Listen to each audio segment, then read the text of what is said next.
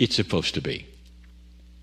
It's about you being open to going a direction that you didn't expect, that may very well then take you another direction and another direction. Just like the sailor knows intuitively he or she must do in order to reach the goal. Longer life, joy, health, without going through the pitfalls or the holes that you might fall in, or the wrong scenarios being presented so that you have to get out of them, or heartbreak. All of these things are in the field, dear ones.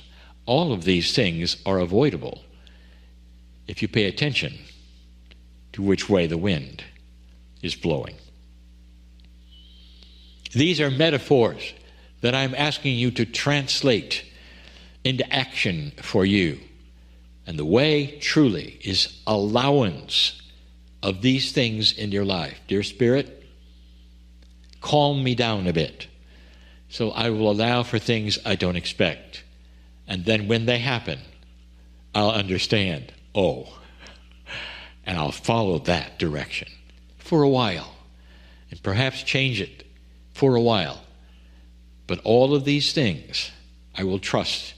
They're the field, they're the wind, blowing in the directions to take me exactly where I should go. I give you these things in love.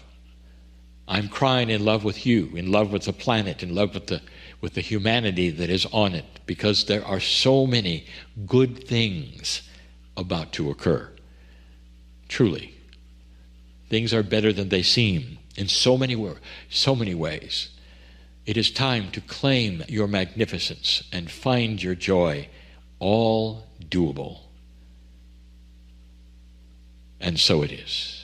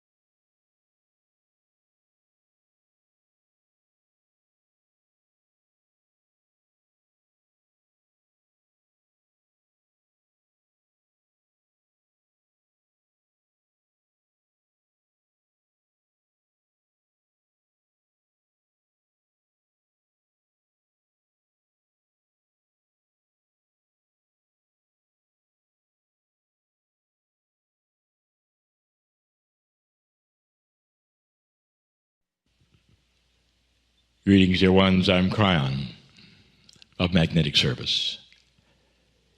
There are so many things that I'd love to discuss with you in these new times. The things that have occurred just even recently, not only on the planet but with you, are miraculous. And you might say, well, I haven't seen any miracles on the planet, really. Light is starting to shine itself. Darkness is reacting in ways it never did before. We've said this before. That's a miracle. It's a miracle because it changes the status quo. A status quo which has been the same for hundreds of years. This is the beginning of a new planet. But more than that. We've given you some things in the past to consider, including the seed planting that we gave you in the Circle of 12. We're going to start developing some ideas around those seeds. Some a bit obscure, perhaps some that will be targeted to what you already know. This one is something you should hear. For many, many years, we've talked about your magnificence and the potential of mastery on this planet. How many of you can define mastery? You might say, well, the only model I have is what I've read and been taught of the masters on the planet of old. Many of them walked here and they did miraculous things. That's mastery. It goes way beyond that. Look at your favorite master. We've said this before. What have you been told? What's your intuition? What would it have been like to sit next to that person, he or she? One who was called a master, or saint perhaps. One who was seen as someone who could do beautiful miracles, but more than that. I told you once that where masters walk, flowers grow. Where masters walk, animals come and sit at their feet. Because there's nothing like that, which is the consciousness of an ascended master. It's not by their works that you know them. It's by who they are and their consciousness and how it feels to be around them. Whatever master you can conjure up that you know of, or perhaps at one time have worshipped, or to this day look up to, they all had that. A consciousness that was so high that humans simply wanted to be with them, to sit at their feet. What was in common with all of the masters? I'll tell you. It's not something historians will necessarily tell you. All of them laughed. All of them. They were joyful. Dear ones, I was there. There are some secrets of mastery that you've never been told. They're put on a pedestal. You hear about their works. You read it in Scripture. But do you know the human? I'll tell you, if you could see them, if you could sit next to them, talk to them, you'd find out that they emanate a field of love. It's so strong that anyone in that field is affected in a most beautiful way possible. Some are healed simply by sitting next to them, because the cellular structure of a human is then filled with their love. It's dissolved into their DNA, you might say. That's mastery. Is it for you? Now, there are those who will say, mastery will be attainable someday on this planet because Kryon has said there will be an ascended consciousness eventually. I want to give you a secret, a hint. Consciousness does not ascend by itself. It's pushed.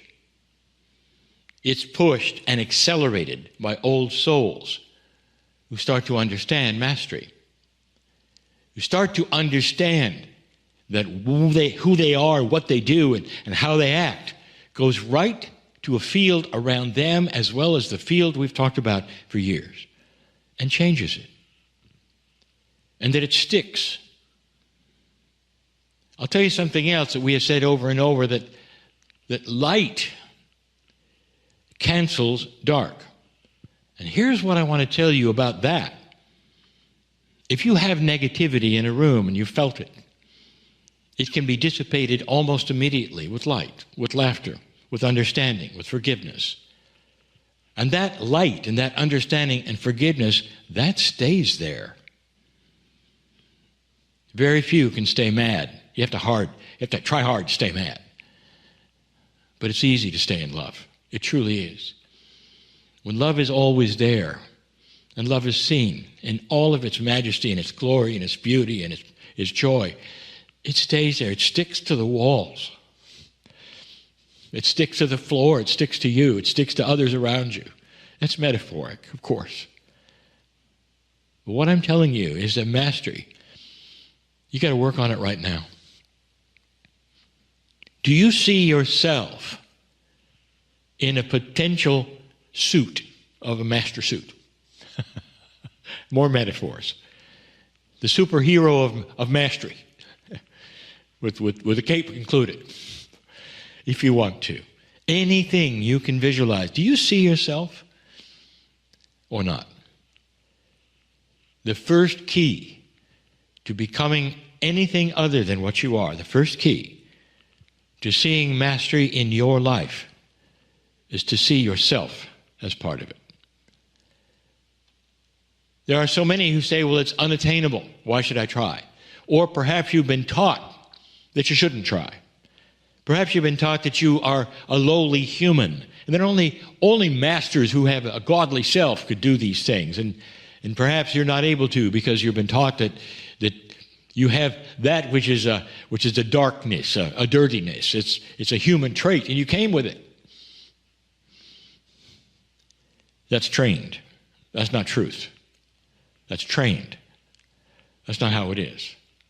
You come equipped with love. Your soul that we take you to so often, it comes in with love. Your society is very good at training you out of it. Not the kind of love that a parent has for a child, dear one. That's beautiful. That's lovely. And so many of you are fortunate to have that.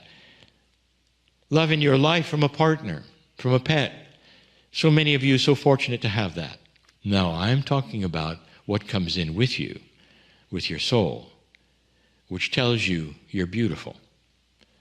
That from your soul which tells you that the next step as you grow up is to create mastery in your life. That is intuitive. That is who you are. Did you know that? If this is the first time you heard that, I want you to take that in right now. You came in with the equipment of mastery.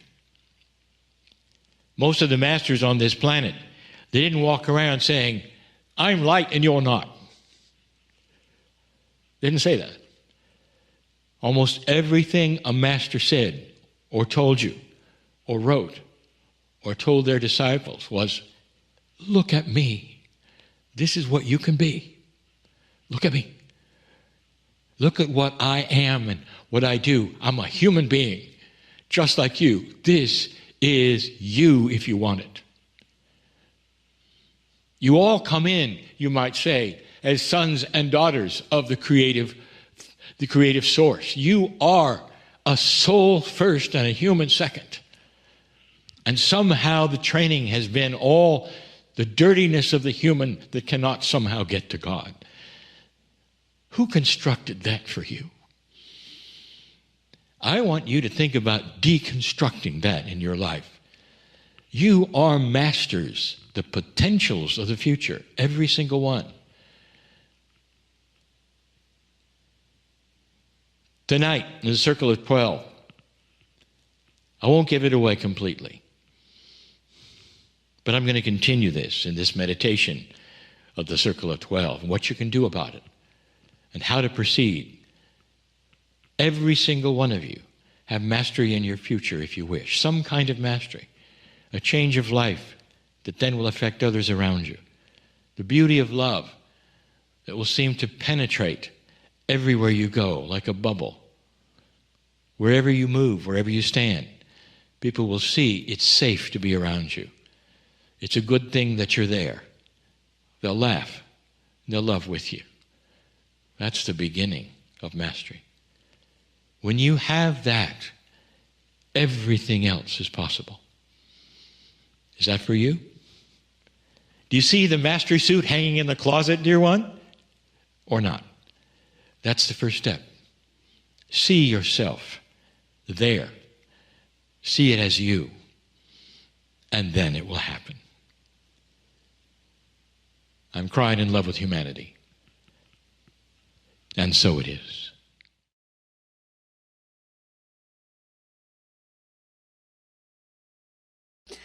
Okay, so if you would come into a meditative, receptive position, I like to ask people to turn their palms up on their lap and just let those energy centers open and close your eyes for a moment.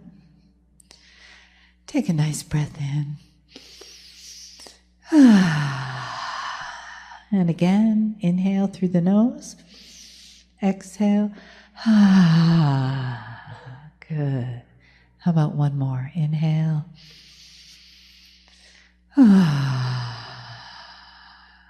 Nice. And then just bring your awareness inside your skin, into the island of your body, the individual, uniquely beautiful you island that is sitting in your chair, in the room full of this sea of humanity, of family. And feel the love in the room and the connection that's been created here today. Feel the healings that have been received just by your willingness, your intention to be here in the chair, to be with your beautiful family, to be reminded of the love of God that you are, that you walk forward with every step that you take.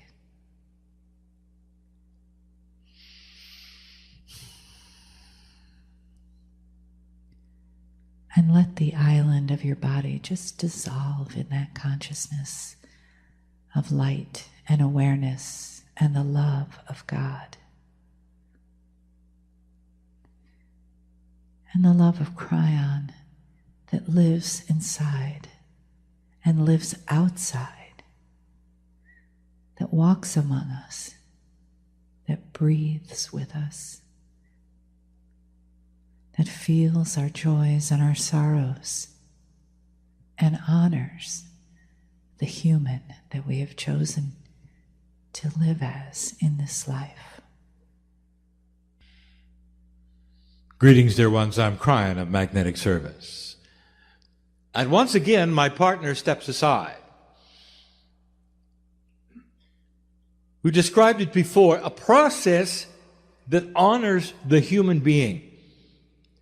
A process which requires that the human being remain where he is and shares the experience so he will feel it and know it.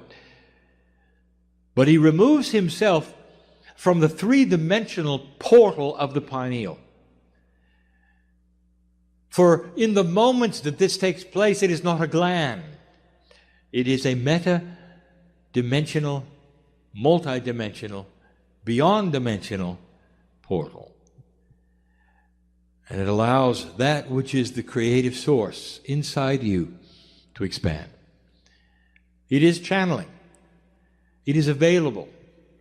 Always has been. In this new energy, however, it is available for the new information, the new thought, in new processes which are coming your way. Before we begin the message, and anything that is going to be taught in any combination, I just want to take a moment. What is your perception? of what's going on here. Is it possible that there is an intelligent source in your universe, in your galaxy, that has helped put together what you see here? Is it possible that there is a plan that is benevolent to the human being because the human being is part of that creative source? Is it possible that you're never alone? And we've said those words for many years. Is it possible that the family is a little different than you think? Maybe it's even larger than you think. Is it possible that the message I'm about to give you is accurate, true, and real from a source that we claim to be not from this body of this human being? It took him a long time to understand that there was no trick here. It took him a long time because the box he came out of said there would be. That the box said there are consequences for what you're doing. That God doesn't talk to humans this way. That it could be a trick. And that the darkness of the planet wishes to invade your soul. And he learned quickly that every single time he opened this gland, and the pineal became the portal for the higher self, he got the love of God. That's all he got. And it's pure. The purest thing he has ever experienced. It is always the same. It has never tainted itself. It has never biased itself. It has never told a human to do something out of integrity. It is always congratulatory. More than benevolent. It's family. Never changing. 23 years. That's the way it should be, dear ones. And if you need some kind of proof that this is real, maybe, just maybe, you would open that part of your heart that you have the ability to open and say, I would like to feel something. I would like perhaps some validation within my cells that this is correct. And you would begin then to feel the chills that you can only get when you know the truth is being revealed. And the truth is, I know you. I know your lives. I know what you're going through. Oh, soul, you are known to me. We have done so much together. You have not seen my face or my name. I'm with you all the time. And when I say I mean the entourage, which is in that, which you would count them to be trillions, knowing who you are, standing with you in the hardest times you have, through the tears, through the sorrow, and celebrating in those moments where you choose to toast victory. And sometimes the victory is health, and sometimes the victory is solutions over problems you had for a lifetime. We know you are. You're never alone. There is a system that my partner has taught about for years. It's a system we have mentioned in countless channels. But we've never really dedicated a channel to this system in the way we're doing today. That includes the new energy of today, because this is a system most of you don't even know how to use. Some of you use it all the time. You just don't know what you're doing. It's not intuitive. It's going to be the truth about synchronicity. And we'll subtitle it The Demise of the Bell-Shaped Curve. When something happens to you that is good, your friends around you will say, what a lucky person you are. What are the chances that this would have happened to you? When you go into a difficult situation, and perhaps it's even something that is common to humanity and in your culture like surgery, and you will come out with such marvelous results, and they'll say, well, this is beyond our expectations, and what lucky person you are. And then you do it over and over. Or you go someplace and you meet just the right person who knows somebody else who just has the right information, and you end up with exactly what you wanted. What are the chances, they'll say, of this taking place? What a lucky person you are. Because humans do not see the structure of synchronicity. They see a structure of planning, forward-looking. And that is the only way you can achieve things. And in that puzzle, they even will mention positive thought. But that still is planning in a linear fashion so that you will arrive at a goal. And no matter what kind of process you have studied that will get you from A to B, there's got to be a goal. And in some of those, you will take the goal and you will paste it upon the refrigerator so you'll see it every day. And this is a linear human being. What if I told you there is a process that is not linear, that has no goal at all? Not one in linearity, but one in conceptualism. A conceptual goal that says, "Dear God, put me in the right place. I don't know where it is. Dear God, when you do it, make it comfortable for me. Let me see the sense of it. Make it easy. And bring me the right situations to take me there." How about that? And if you told that to someone off the street, they would say, "You must be New Age. For it is not logical. For you sit in a place where you're expecting God to do everything." No, you're not. And that is the subject of today. No, you're not. You are simply changing the box of belief to include something that is not in 3D, but that some of you have been using for a very long time. You're just not aware of it.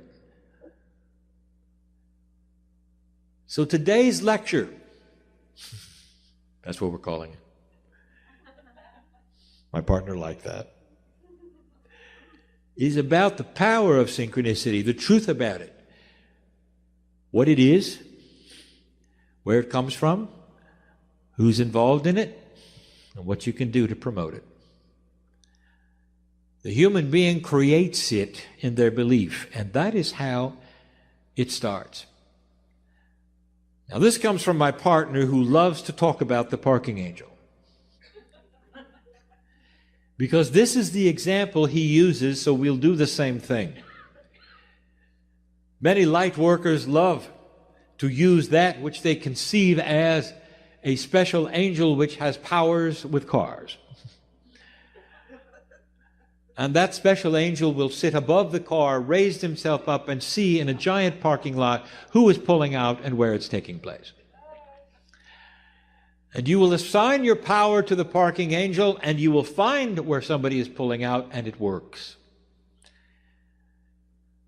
Now, this is not forward planning, is it? It is a different concept. It's a concept that you could place yourself, or an angel which becomes your eyes, far above the parking lot to see the parameters of the entire lot and what is going on with everyone at the same time.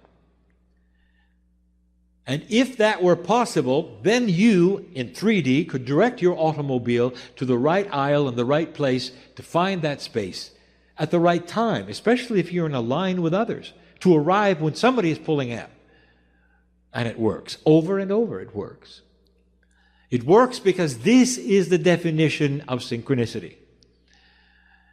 Not planning ahead, but a concept that you assign and believe in that requires an overview of a situation that you cannot have in 3D.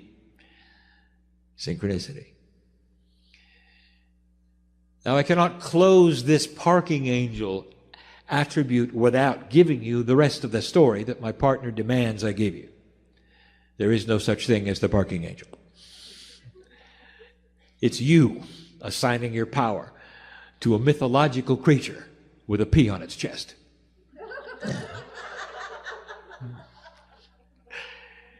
And humans are very good at this. They don't believe they can do it, but they believe angelic powers can do it. Therefore, they assign their power away. It's you doing it, dear one. It's you doing it. You just don't believe it. So here we are with the example. It's the same one we've given over and over, my partner has given, that I've encouraged him to give because it is the one that so many of you understand.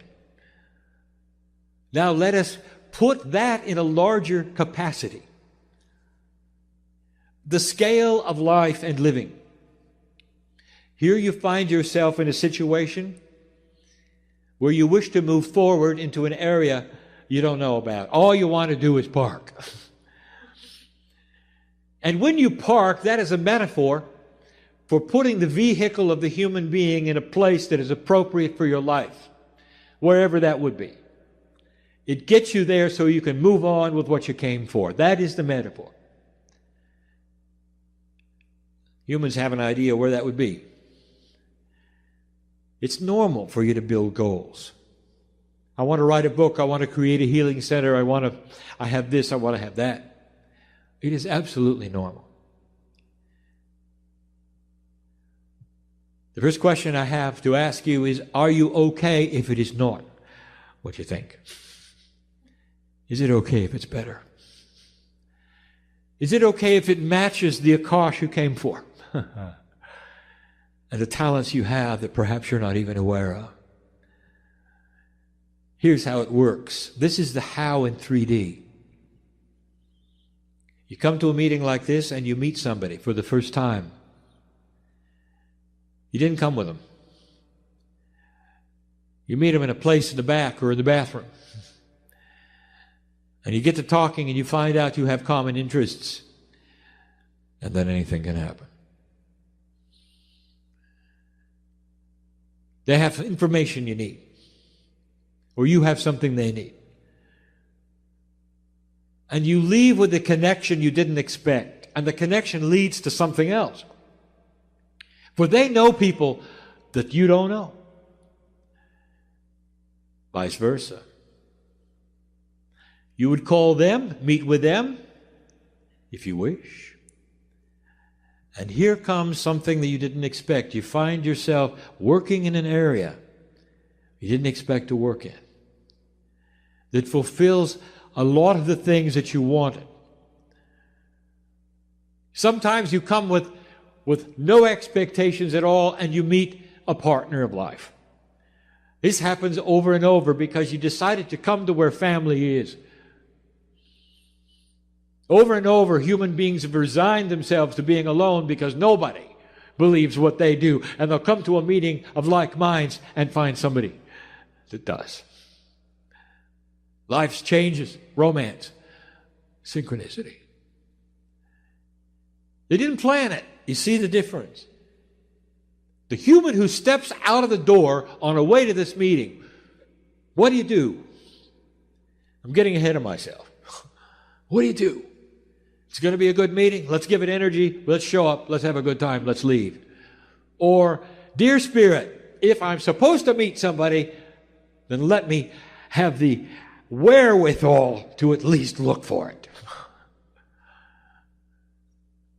Do you see the difference here?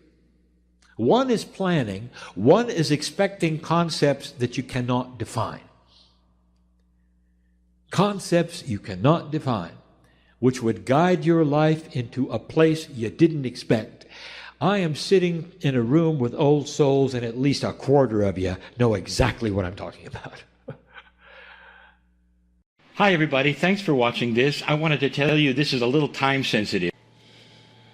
Dear Creator, inside, come closer. Dear Creator, outside, come closer. Dear angels, guides, helpers, elementals of Gaia, come closer. Let me feel your support and connection. Meld with that piece of me that wants to have spiritual help come into my life, and make it in a form that I can understand and feel. I give permission and allowance for the Creator to come closer, for my angels and my guides to come closer. I accept the unconditional love that is pouring forth to me.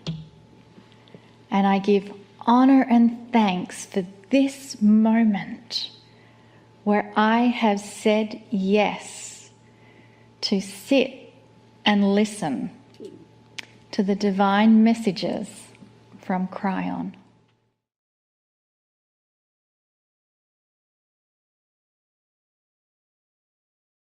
Greetings, dear ones. I'm Kryon of Magnetic Service.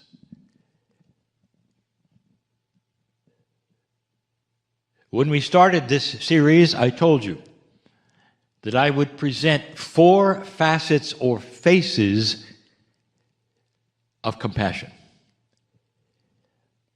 There are many faces or facets of compassion, and we would look at 4. Some common, some more difficult. This is the third one. Of all of the 4 we studied, this catalytic one. The catalyst means the 3, that is, the change that is coming, if you can understand this one, is the hardest. It's the hardest because it has to do with you personally. Let us do what we have done the last 2 times. We're going to give you a definition of compassion. And the definition that we give is not necessarily the one that you'll find in your society, in your dictionaries, because it comes from us. What is, in your opinion, the highest form of compassion? And that would be the one that comes from the other side of the veil. That can be transferred, assumed, and be part of you and assimilated, because your soul is part of the creative source. I would like to give you yet again the definition of compassion. As we see it, compassion is the connection with the mind of spirit, the mind that of God, if you wish, of the creative source, a connection with the creative source, which allows a meld to occur that gives you the energy of mature benevolence, of open-heartedness, and an understanding of all that is around you. I'm going to say it again. Perhaps the words may change a little for you to hear it again and again and again. Compassion is the connection with the creative source, with God, that allows for a meld to occur that would give you the energy of open-heartedness, that would create benevolent, mature feelings that let you have an understanding that is beyond that which you've had before. What to do with that is next. Because in this, the third series of the facets or faces of compassion, is compassion for yourself. Now, if you recall the first 2, well, they're a little easier. Although the subjects were different. This subject is about you. If we would talk about one of the most difficult things for a human to do, it would be to understand how to love themselves. That's another channel. But within the scope of that, there is this: having compassion for yourself. There would be those who say, Kryon, I'm not even sure I know the difference. There would be those who say, I don't even know where to begin. You'd be right. It's difficult to look at yourself in this fashion. Almost all consciousnesses, especially of the human being, start with survival. And after that, even after you have the maturity of the enlightened spirit that so many of you have, you're still looking at yourself in a total different way. There's so many, understandably, who go through life and they fight all the way. Things happen and they don't understand. And when the things happen, they feel, well, I don't know what I've done wrong, or perhaps I'm a victim. Perhaps this lifetime nobody's going to care about me. And it goes on and on and on. And then you'll say, well, how would I have compassion for myself? If that's the case, how am I going to have compassion for myself? And then they would say, well, I know how. I'll feel sorry for myself. That's it. I feel sorry for me. I'm compassionate for me. Do you remember the first lesson? It's not pity, dear ones. Compassion is not pity. We gave you the definition. Compassion is not feeling sorry for yourself or for anyone else. Oh, no. So here we are with the idea that you can have a compassion for yourself. What have you been through? It doesn't matter how long you've lived. Young person, senior, it doesn't matter. You've all gone through things that perhaps create your feeling of being less than, or beat up perhaps, or down. It is common to all consciousnesses, even as you grow up. Can you look at your life so far and say, I have gone through a lot and I'm still here? In fact, I am learning how to be more kind to myself. You might say that because that is the lesson, is it not? This is what we teach, is it not? That's what the circle of 12 is all about. You sit in the chair and you start to see yourself in a different light. Can you have compassion for your journey? Again, connection with the mind of God and the meld of benevolence and understanding. Open-heartedness for yourself. Can you stand back and look at your name goes here and say, wow, what a life. What if you've been through it? You know what I'm talking about. There's an expression that I want to remind you of that we've used before. It's iron sharpens iron. Have you been sharpened lately? And if you have, can you have compassion for you in the situation, not as a victim, but as a victor? Being victorious in the light of having so many things happen and going through it and coming out the other side, as you must have, even to watch this. Wow, that's impressive. You can have compassion, connecting with the mind of God and seeing yourself and being open-hearted about it,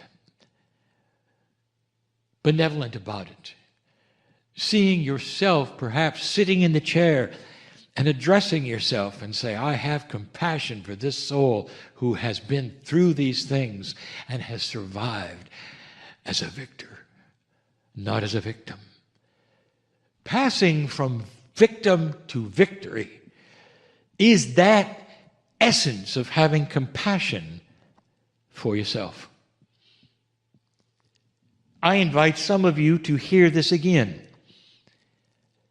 so that you'll understand what I'm saying, what I'm talking about. The hardest thing for you to do is to step back from yourself. We have asked you to love yourself. You can love yourself because of what you've been through and because of that which is truly your sacred consciousness. And you'd be right to do so. You're a creature of the Creator, loved by the Creator. And that gives you the ability to be compassionate for yourself as well. I'll say it again. Compassion is the catalyst that creates things. If you can have compassion for these things that we are teaching you this month, what happens next is special. Did you know that compassion is the trigger that eliminates fear? If you are a compassionate person, you look at things completely different, including yourself. Let's say you step off into some unknown place or think something startling happens, or perhaps even something negative happens. Can you then stop, back up, and go, I got through that one. Wow. Iron sharpens iron.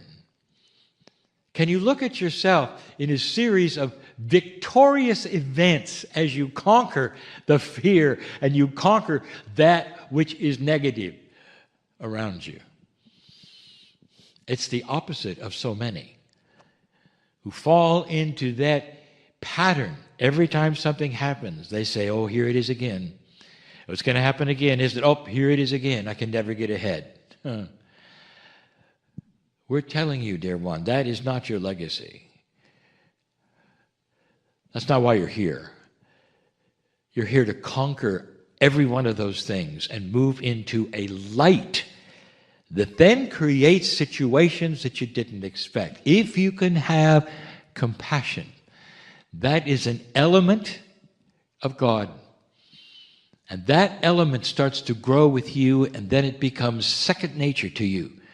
That not only will you have compassion for others and the plan and the things that we have told you in the first two, but now you come to yourself. And when you start to have compassion for yourself, here it comes, the healing begins.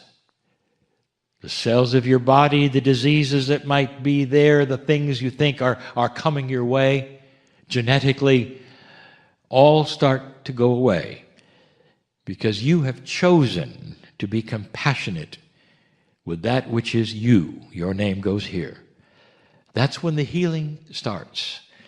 That's when you wipe away all of the things that would get in the way of your healing, your extended life. I've spoken of these things before.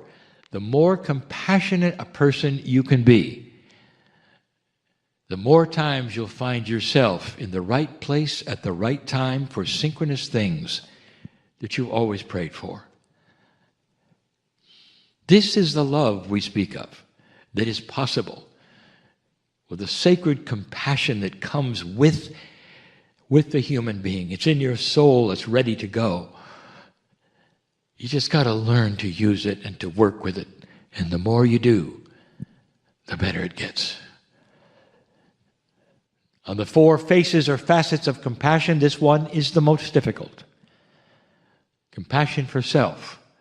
Congratulations if you've understood this particular message. For we give it with the compassion of love that God has for you. Your name goes here. And so it is. Hi, everybody. Thanks for watching this. I wanted to tell you this is a little time sensitive. Greetings, dear ones. I'm Kryon of Magnetic Service. Again, it may seem like the man in the chair, but not to most of you. I am in a family right now in your three-dimensional presence. You sit with me and I sit with you. And what this family has in common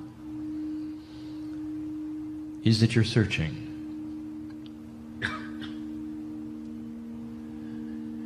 And the search brings you to a place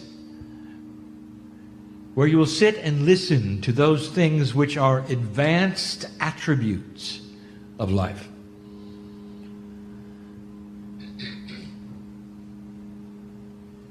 Where spiritually you are willing to think beyond that which is your reality. It makes you special. Special in this way, that not all of those who would be light workers on the planet would be willing to look beyond themselves in the way you are. And so you have spent the day doing things perhaps which are a bit against the grain of what you've been taught. Learning to listen to Spirit is one of them. Difficult, some cases impossible. You know who you are. Some of you have said fine, some of you have said not for me. I know who you are. And there is no judgment of any of this. If you have to step out of your comfort zone, dear ones, it is difficult.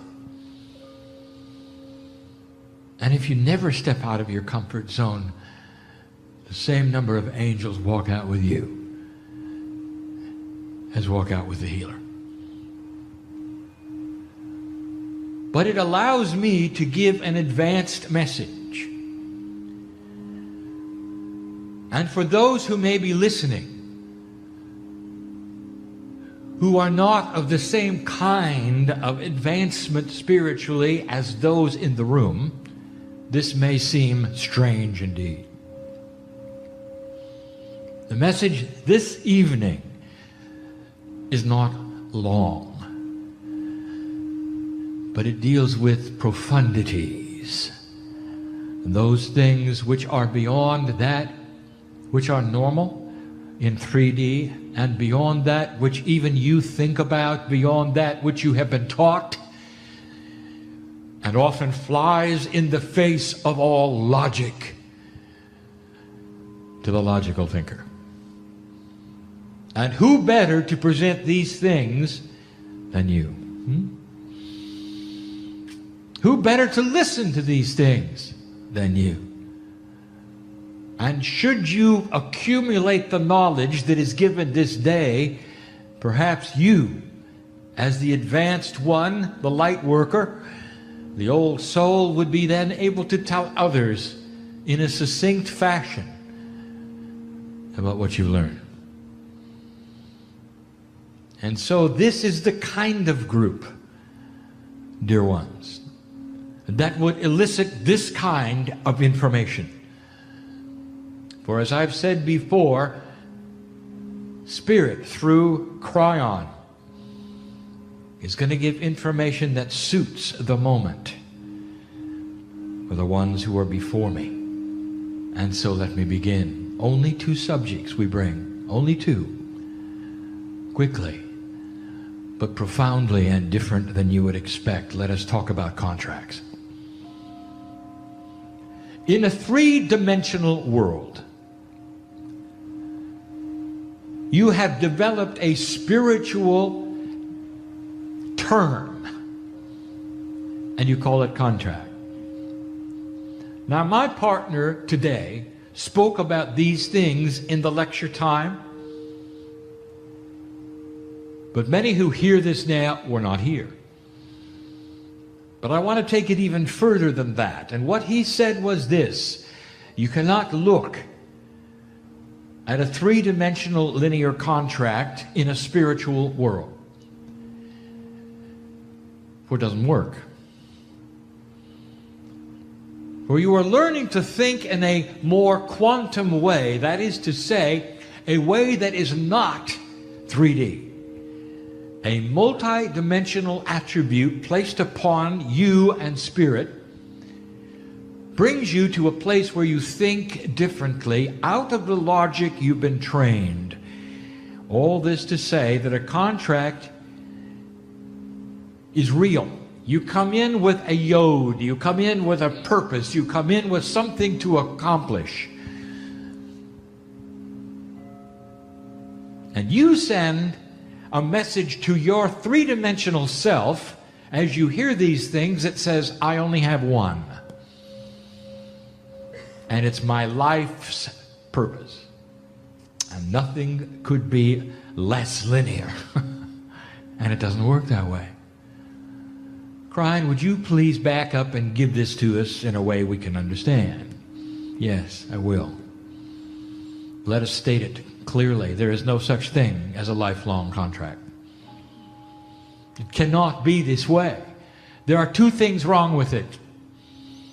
In a multidimensional state, it is always moving. In a multidimensional state, there is no singularity. Therefore, not only do you not have one contract for life, none of them are for life. In other words, you come in with multiples. Now, how can that be? I'll explain it now. And this is going to explain why some of you are so confused. If you are an old soul, let us talk about who you've been. Let us take one of you in the room who may be an orator, who may be an author. How many things have you excelled at in 1,000 lifetimes? Perhaps you're a woodworker, an artist, a musician, a sculptor, among other things. Not to mention the mother you've been sometimes, sir. And all of those things are in the soup of the now. And in you come on the planet, and as you develop as a child, your passions are all over the place. What are you going to do? And can you tell me at that point in time you're going to pick one and say, well, that's my contract? But you do. Because someone along the line told you in a question, what are you going to do with your life? And implied in that is, what one single thing are you going to do that's going to establish you? And that's the way you think, don't you? When you meet somebody for the first time and you're getting acquainted, they ask you this. They say, and what do you do? Isn't that interesting? How many human beings have you ever met for the first time and they would ask, and what have you done? How many things are you into? There's an assumption that you're singular. You do one thing and that's what your interest is. Oh, how 3D of you.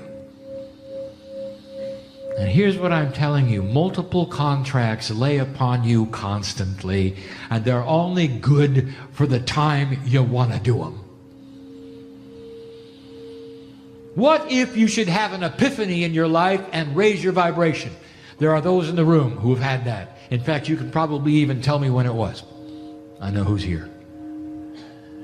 An epiphany in your life which had have caused you to think differently, to raise your vibration, and now you are someone else. You can even look back at who you used to be and go, I'm not that person anymore. Do you think for a moment that all of the things that laid upon you when you were 20 years old, for instance, are now applicable still simply because there's only one thing to do? And the answer is, of course not. Well, then why are you still thinking you've got one contract? Is it possible you change them? And you do. Every single day, you have the opportunity of choosing any one of dozens of purposes you might have for yourself. And your frustration is because you lay there in a three-dimensional place, confused because you don't know which one is right. What if they're all right? And if you start to understand that they could be, I would say you are starting to step into that multidimensional place where God resides. And the divinity in you is starting to show itself as you have an understanding. What shall I be this year? Shall I write the book that's always been there, even though I don't think I'm an author? Shall I stand in front of people and teach, even though I'm not an orator? Well, yes, you are, and yes, you are. Your passion can change from time to time, depending upon the energy of the crystalline grid, where you're living. Did you hear that? And who you think you are. Don't be surprised if, as your self-worth increases and you work on yourself, your passion will change for what you think you want to do. And what is it that's going on there, dear one? You have just elevated yourself, brought forward things in your Akash, married yourself to different concepts that are multidimensional. And then there are those around you who go, look at that person who can't make up their mind what they want to do. And Spirit looks at you and say, blessed is the human who knows they can do many things. There is no such thing as a contract. There's only the various passions you come in with. And you're going to notice something about most of them help other people. It's the compassion factor. What is it that you can do which is compassionate? Can you write a song and give it to another person? And what will be their reaction if you do? Their heart might melt.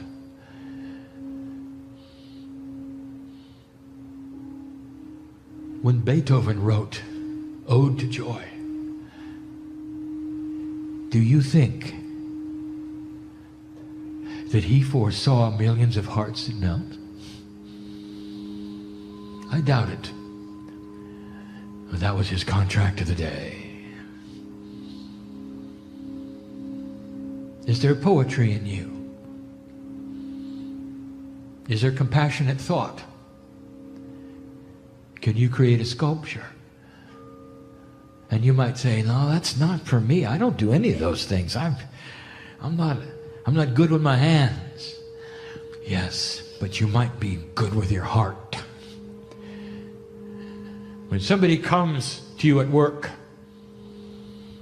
and wants to share something with you, are there words you can give them that would melt their heart? And that might be your contract for the day. Blessed is the human being who understands that the compassion they have in them is the true contract of God. And what they do with that in any direction, pulling upon their Akash or not, is what they're supposed to do. And that's number one.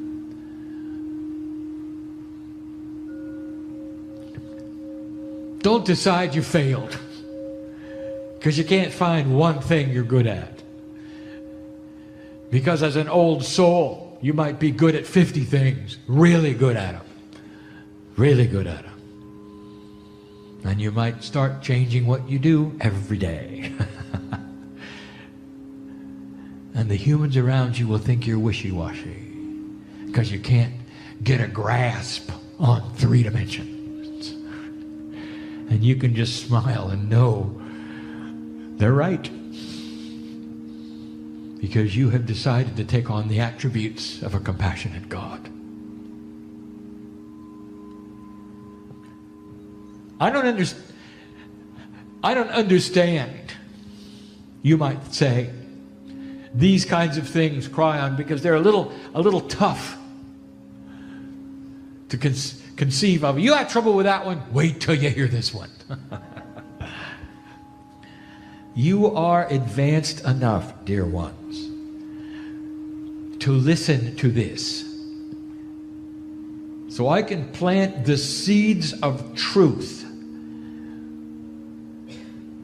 that are so bizarre to you that you may not believe it, understand how it could possibly be, work with it, because it's not in your reality, but eventually you'll know. And here it is.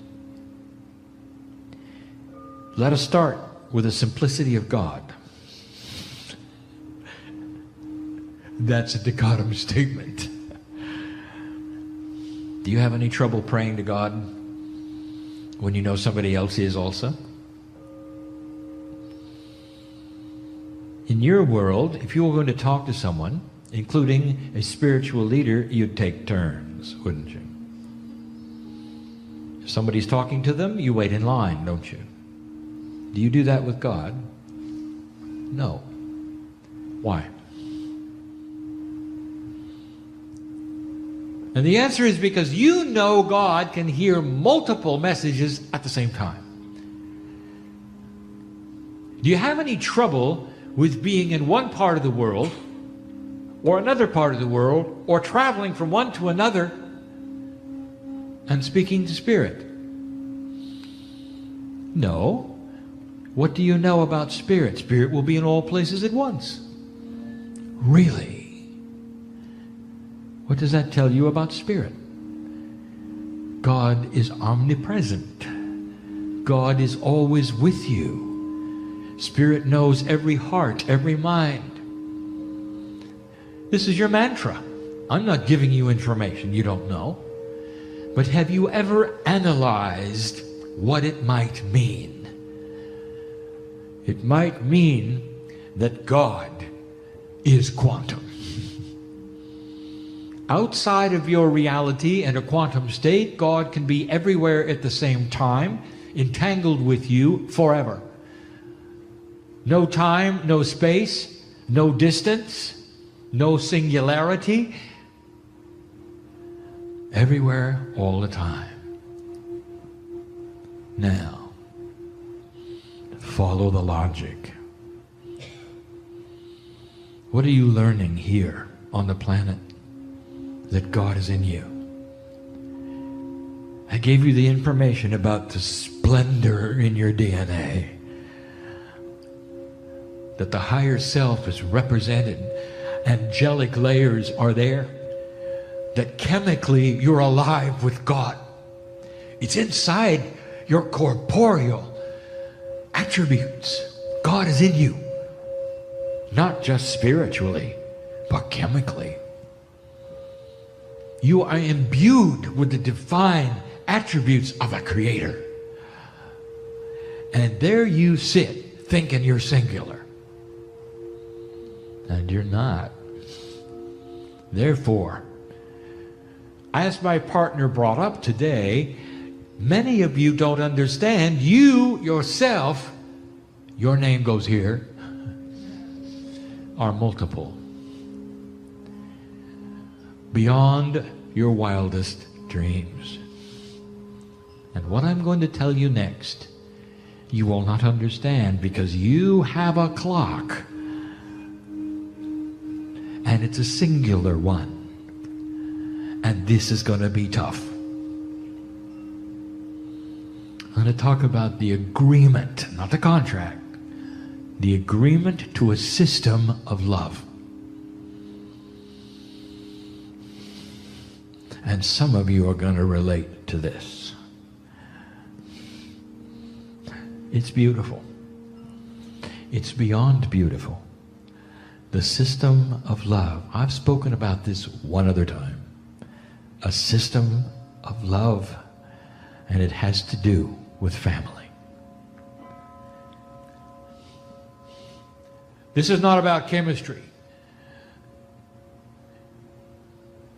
This is about the attributes of the love of a compassionate God who is inside you, who honors those who are in sorrow because they don't know the truth. Now go slow, my partner, for you are receiving a great deal of information all at once, and I can tell you're struggling to know where to begin. If you have a circle presented, and the circle has a message that is complete and total as a circle, if you take it apart and begin anywhere in the circle, that means you leave out the rest. And that is the struggle my partner has right now, because I am trying to give him a place to start.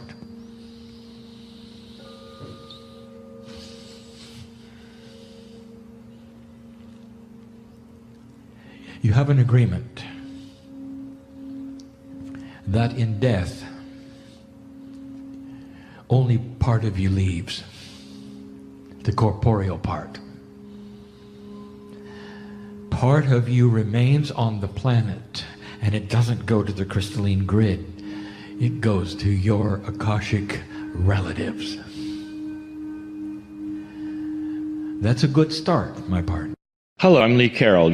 And because we have been talking about Indigenous wisdom, Indigenous knowledge, and for thousands of years before what we consider modern civilization, the planet was populated by the Indigenous.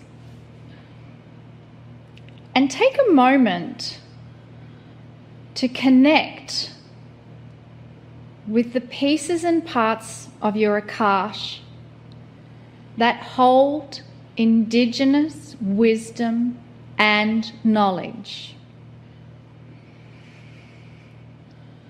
And as you connect to your Indigenous wisdom and knowledge, are there any messages that Indigenous self, that Indigenous aspect of yourself wishes to communicate with you?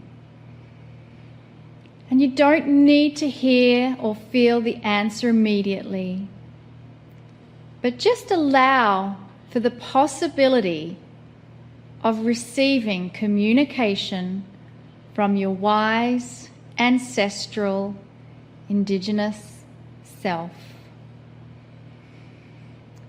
And now, allow yourself to release any ideas of expectations of how you will receive it, because that request is in the field and it will come to you as you need it. And right now, the message of Kryon is being delivered to you, and there is an answer for you to receive.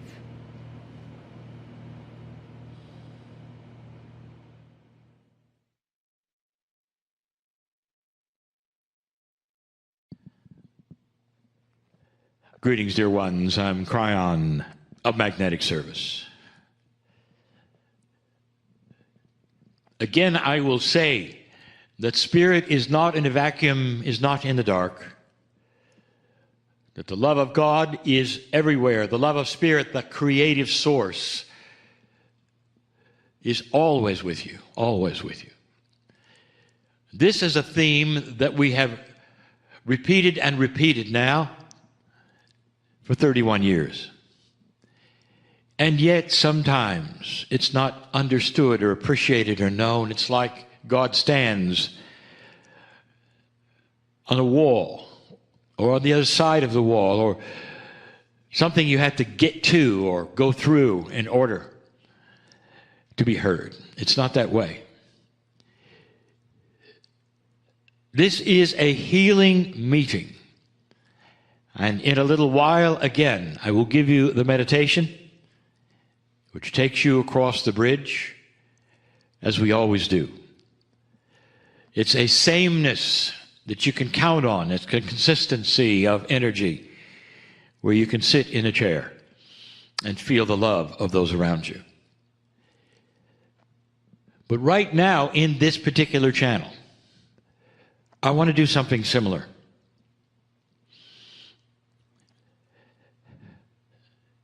On the planet, at this moment, there are so many suffering. And it's a different kind of suffering There's always suffering at some place on the planet, but right now, it's different. Where you truly are in the middle of a 2020 year of the virus.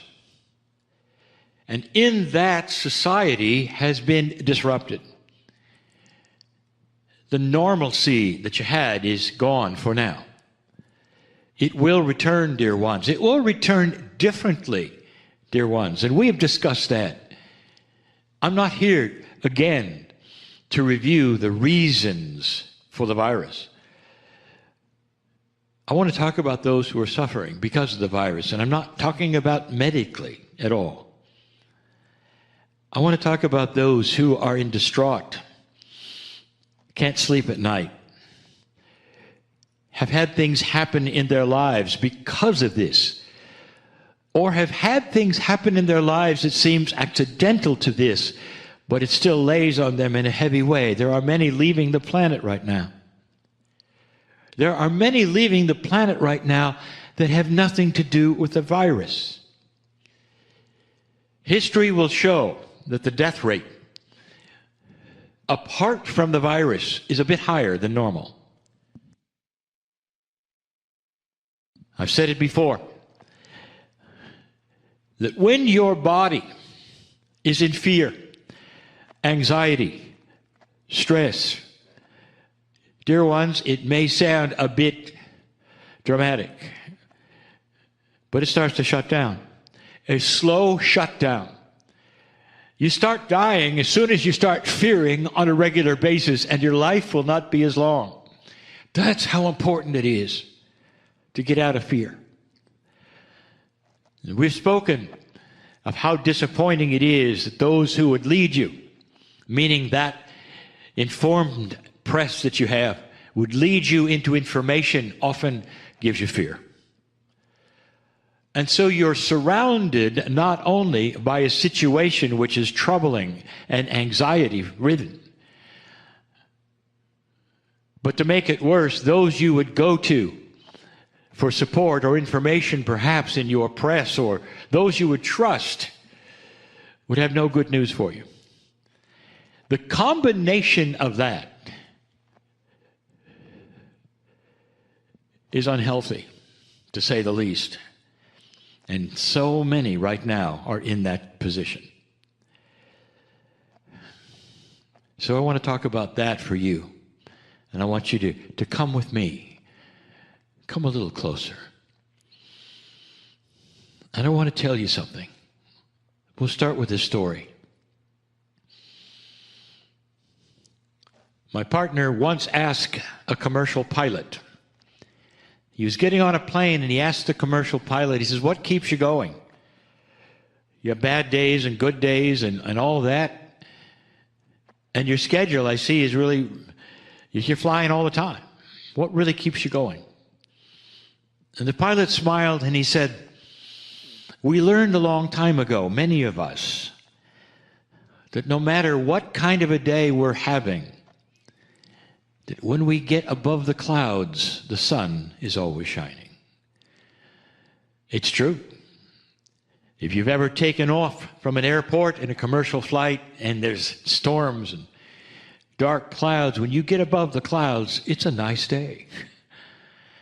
And what he was trying to say and did was that it's always a nice day where he was going to go, above the clouds. I would like to use this metaphor for you to cognize something, no matter how you're feeling at this moment. The love, compassion, caring is always there. It doesn't go away because you're having a bad day. It's always there. You tend to build a wall in your depression. Very common. The wall of depression, anxiety, fear starts to block you from all good things. It takes away your feeling of peace, laughter. Starts to change a good name, a good, I would say, personality to one that isn't. It starts to change who you are, and you know that. It's interesting what depression will do. You're either losing weight or you're gaining weight, but you're not staying the same. And you know that something is different, and you know what it is. So let's go someplace, you and I, just for a moment. You're going to hear the circle of 12 just like you always did. But I want to give you something similar. As you just sit there, do you give permission for this anxiety, this fear, this lack of peace to change? Do you or not? You'll notice that at every single channel, whether it's crossing the bridge or that's just a meditation, the first thing we do is we ask you whether it's okay. And that is because there is a free choice that is needed.